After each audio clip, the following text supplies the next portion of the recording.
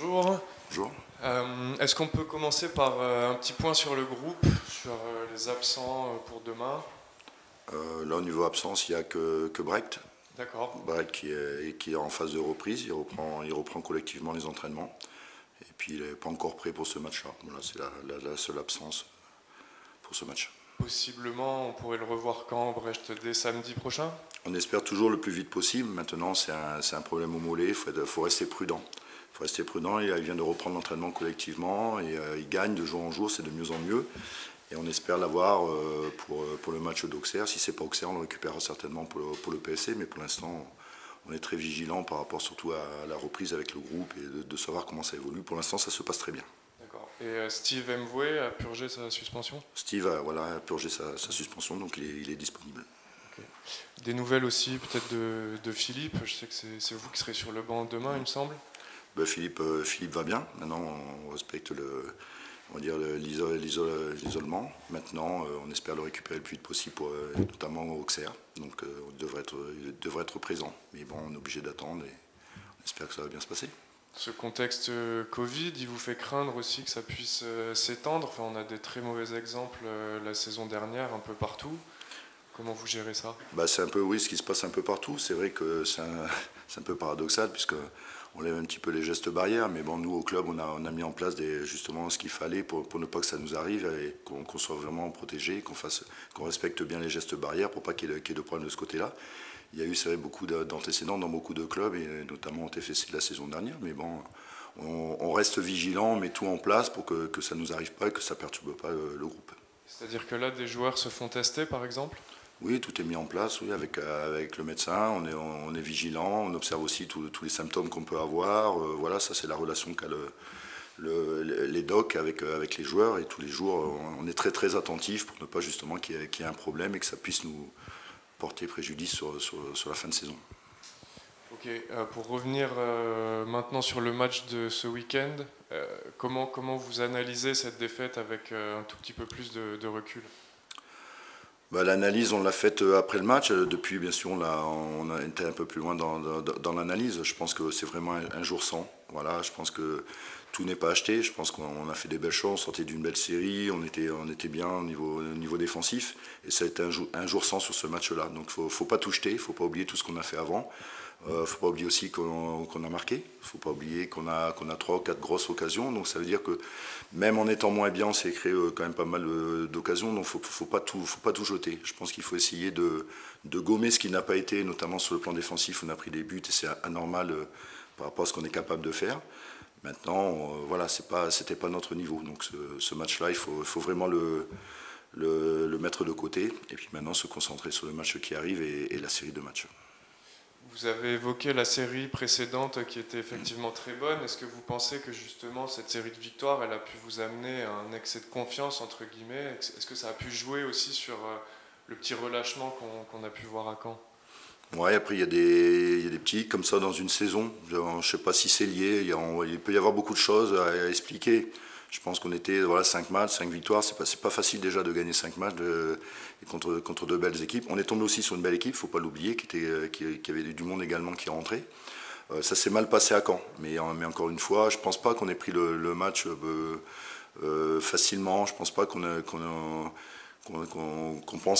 se pensait supérieur sur ce match-là. Simplement, il y a des événements qui ont fait que oui, défensivement, on a fait des petites erreurs, on l'a payé cash. Voilà, c'est anormal par rapport au niveau de nos joueurs et tout ce qu'ils font très bien depuis le début de saison. Voilà, mais maintenant, c'est de repartir de l'avant et ça tombe bien. On n'a que très peu de temps pour préparer le match d'Amiens. On va se relancer tout de suite dans la compétition, donc c'est le meilleur moyen pour nous de repartir de l'avant.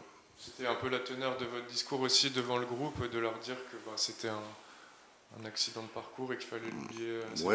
Oui, tout à fait. Il ne faut pas oublier, on est quand même premier. On est parti à Caen avec 6 points d'avance. On est sur le 3e, puisque l'objectif est quand même la montée. On a encore 6 points malgré la défaite. Voilà, c'est un accident. Pour moi, c'est un accident. Les joueurs ont été marqués.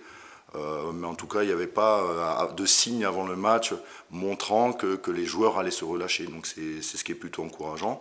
Et tout de suite derrière, positiver. Et puis on se remet vite dans la compétition. 2 matchs importants, Amiens et Auxerre dans la même semaine. Donc le plus important, c'était de se recentrer, de savoir ce qu'on est capable de faire et de savoir que les petits détails, à un moment, on peut le payer cash face à des bonnes équipes.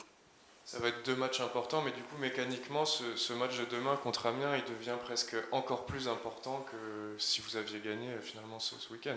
Ouais, tout à fait. Il est toujours dur de se projeter, mais on sait que ce championnat, toutes les équipes, c'est difficile, c'est des combats permanents.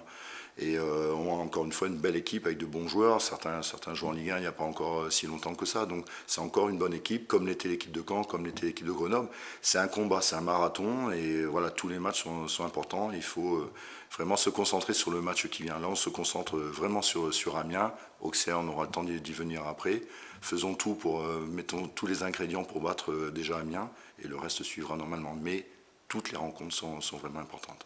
Est-ce que justement, en parlant de ça, est-ce qu'il y a une certaine difficulté aussi, peut-être pour vous, pour les joueurs, de justement se concentrer sur tous les matchs, sachant que vous avez quand même un calendrier, on en a parlé, vous allez jouer Paris, vous allez jouer Auxerre, vous allez jouer Sochaux, de ne pas penser trop à ces matchs-là et de...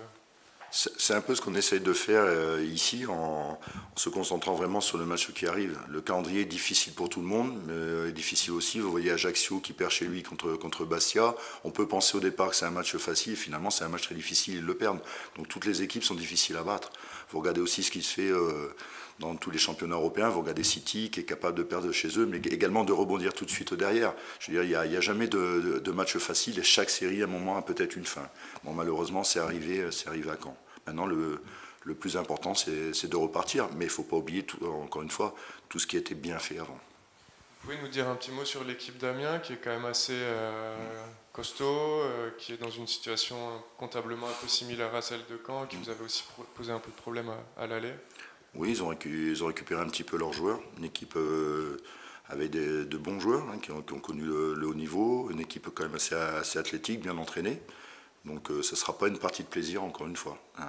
Une équipe qui est bien organisée par son entraîneur, qui joue vraiment beaucoup de jeux vers l'avant, avec des individualités également, hein, notamment au milieu de terrain, avec Bamba, qui est le dernier passeur, Badji, qui en ce moment met les buts. Mais bon, on est habitué à se confronter à de tels adversaires, et jusqu'à maintenant, au Stadium, ça nous a plutôt bien réussi lorsqu'on a rencontré de telles équipes. Donc il faut souhaiter qu'on reproduise ces performances-là pour passer ce match.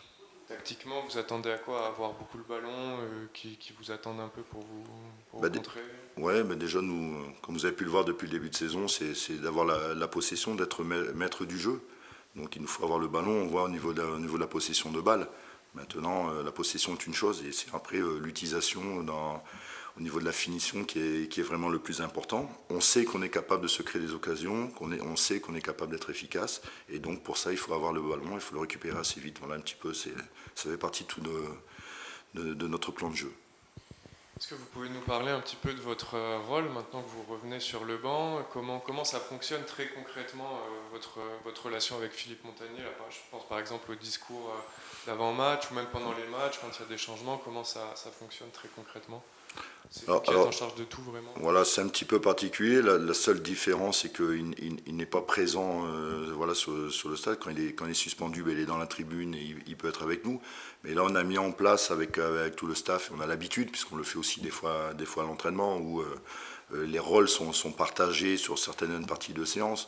Mais c'est vrai que sur le match, il y a un relais qui est fait avec les analystes vidéo, les adjoints et le prépa athlétique. Et on a les informations en direct, puisque lui regarde le match, il nous fait passer tout ce qu'il ressent, tout ce qu'il voit, et ça nous permet de coacher comme si on était ensemble. De toute façon, c'est vraiment un rôle de staff qu'on met à ce moment-là, et tous les adjoints sont vraiment focus sur le match, et Philippe peut faire passer ces informations.